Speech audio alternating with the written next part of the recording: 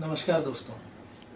मोदी जी ने जब से काले धन के खिलाफ सर्जिकल स्ट्राइक की है तब से पूरे देश में रोज एक नया माहौल क्रिएट होता जा रहा है। पूरे देश की सभी अपोजिशन पार्टियां, जितने भी असामाजिक तत्व हैं, सब इकट्ठे होते जा रहे हैं दोस्तों। सभी के रोज नए नए स्टेटमेंट आ रहे हैं।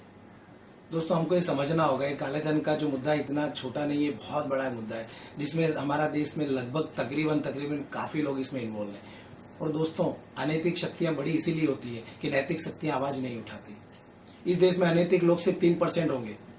आम आदमी, जो ईमानदार आदमी, उनकी जनसंख्या ज्यादा है, लेकिन फिर भी दोस्तों हम कभी कभी वो हमारा पलड़ा हल्का महसूस होता है और उन असामाजिक तत्वों का पलड़ा भारी महसूस होता है। उसका कारण है दोस्तों कि आम आदमी जब तक चुप रहेगा तब तक उसकी शक्ति बेकार चली जाएगी।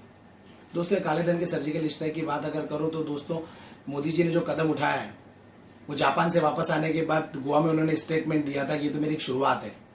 ये काले धन के खिलाफ एक शुरुआत है, भ्रष्टाचार के खिलाफ एक शुरुआत है। इसके बाद अभी तो प्रॉपर्टियों पे मेरी नजर है। जो भी अवैध तरीकों से जिन्होंने प्रॉपर्टी बना रखी है, आय से अधिक संपत्ति जिन्होंने रख रखी है, उन पे मेरी नजर है दोस्तों। इसलिए मैं आपसे एक बात कहना चाहता हूं कि काले धन की रियल में शुरुआत है।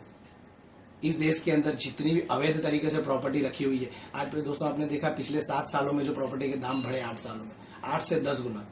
एक आम आदमी अगर वो नौकरी करता है चाहे 25 से 50 हजार रुपए की, तो दोस्तों उसकी 50% सैलरी सिर्फ उस मकान के EMI भरने में चली जाती है। और दोस्तों, होम लोन कम से कम 15 से 20 साल की और 25 साल की होती है। तो उस आम आदमी को 25 और 30 साल की जिंदगी है, उसकी उम्र है, सॉरी, तो उसकी पूरी जिंदगी तो शायद इसी EMI में चली जाएगी। तो ये था हमारा आम आदमी का किस्सा।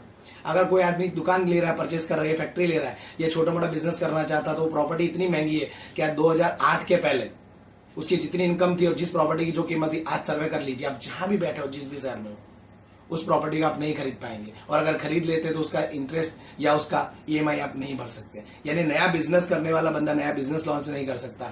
और अगर सर्विस करने वाला बंदा है तो उसकी 50 से 80% सैलरी सिर्फ और सिर्फ इस EMI में चली जाती है। ये प्रॉपर्टी के दाम बढ़े, उसी ने हमारे देश को कोलैप्स कर दिया दोस्तों। जब तक ये प्रॉपर्टी के दाम वापस उसी जगह नहीं आ जाते, या 20-25% की हम तेजी मान सकते हैं पिछले 8 सालों में, उससे ज्यादा की अगर तेजी रह जाती है तो इंडिया कभी भी इकोनॉमिक ग्रोथ नहीं कर सकता दोस्तों। कि इकोनॉमिक ग्रोथ के लिए प्रॉपर्टी का एक वाजिब दाम होना बहुत जरूरी है। और इकोनॉमिक के अंदर जो प्रॉपर्टी के दाम इतने बढ़े थे दोस्तों, ब्लैक मनी के सिवा बढ़ नहीं सकते।